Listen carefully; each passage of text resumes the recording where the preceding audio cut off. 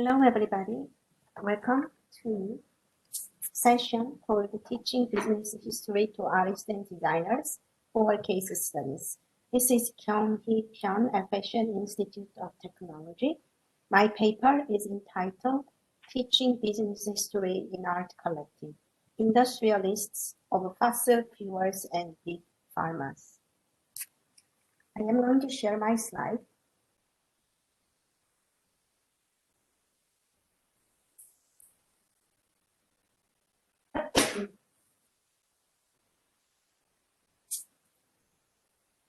I have written research papers on collectors of Asian art and on institutional history of major art collections in the United States.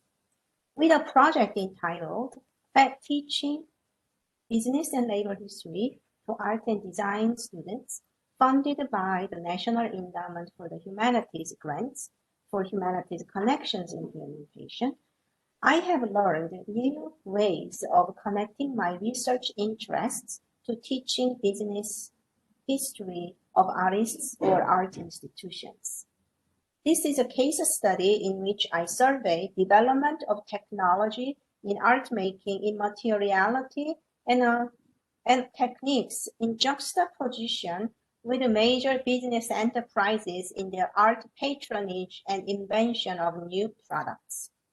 Before I started this project of teaching business and labor history, I did not realize that significant art institutions were tied to major industries of fossil fuels. For example, Henry Clay Frick and Company, Standard Oil, which is currently ExxonMobil, and Rockefeller families, Getty Oil and Getty Center, Pennsylvania Coal, and heavy metal industries such as U.S. Steel of J.P. Morgan, Andrew Carnegie, Alcoa, or Pennsylvania Railroad, or Big Pharma, such as Arthur M. Sackler and Albert C. Barnes. The more I find ways in which to engage students with the ethics of business, both in art and in any given industry they chose to work for, the stronger I felt the need to connect the foundation of wealth in these companies and their philanthropic art projects. These companies also hired a number of artists and graphic designers to raise awareness of the public awareness of their new products. For example, the Lamp magazine by the Standard Oil. By sharing a new course, History of Business in the Visual Arts, that grew out of the concerns, I will focus on intertwining of artists, industrialists, and their products. 3 examples will be, first, advertisements of fossil fuels. Second, industrial lacquer paint for artists. And third, fabrication of contemporary art. At the turn of the 20th century, Mr. Henry Clay Frick of the U.S. Steel Company was a great collector of old masters. But he was not an aficionado of contemporary art. He hired interior decorators or art dealers of old masters, but did not show much patronage for contemporary artists of his generation.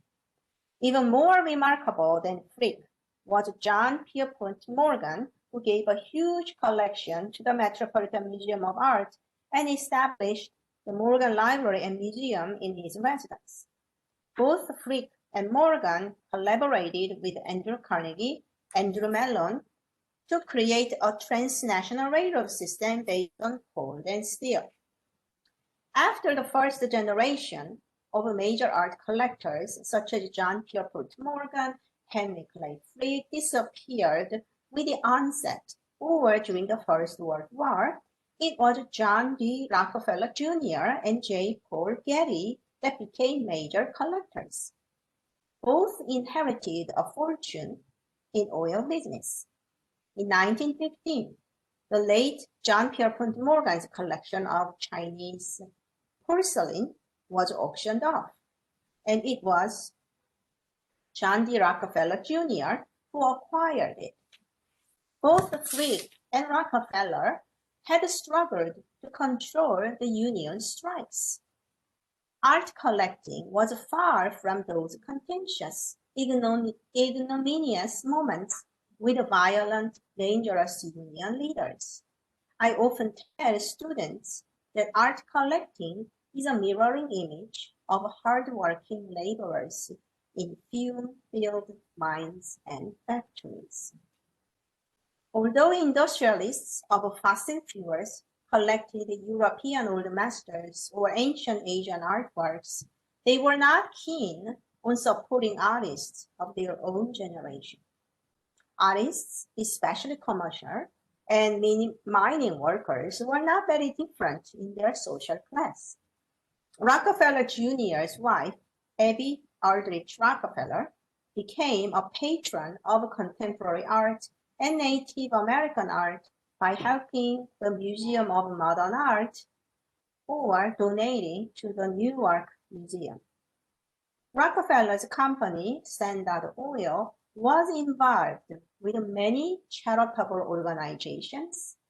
However, the company itself rather showed preference for a naturalist style as shown in the company magazine The Lamp, begun in 1918 and discontinued in 2017. Illustrators or watercolorists were commissioned to create a friendly, often nostalgic landscape. In relation to the Museum of Modern Art, one must mention a powerful architect and collector, Philip Johnson. He was an advisor to the Rockefeller family on numerous art projects in American modernism and on the board of the Museum of Modern Art. He himself was an important collector of contemporary art, such as Frank Stella or Andy Warhol. His fortune came from the stock given by his father to him for the mining of aluminum.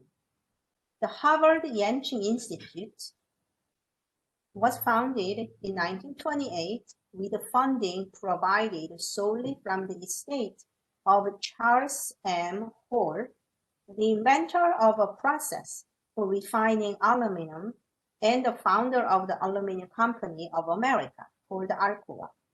Johnson's father was a patent lawyer for Hall. Alfred Bunce was an exceptional collector who patronized living artists of his own time and donated the entire collection to Lincoln University in Pennsylvania, historically black college in the late 1940s. Arthur M. Sackler was a psychiatrist and a publisher of a medical journal. He helped increase sales of prescription drugs by Pfizer and Hoffman La Roche. In 1940s, while attending medical school at NYU, Sackler was working as a copy editor for an advertising agency for medicine, William Douglas McAdams. Eventually, Sackler acquired the company. He had more success as a publisher of a weekly medical newspaper called the Medical Tribune in the 1960s. Sackler's marketing campaign for the Valium became controversial in recent years after he donated the collection of Asian art to the Smithsonian Institute and founded the Arthur M. Sackler Museum at Harvard University.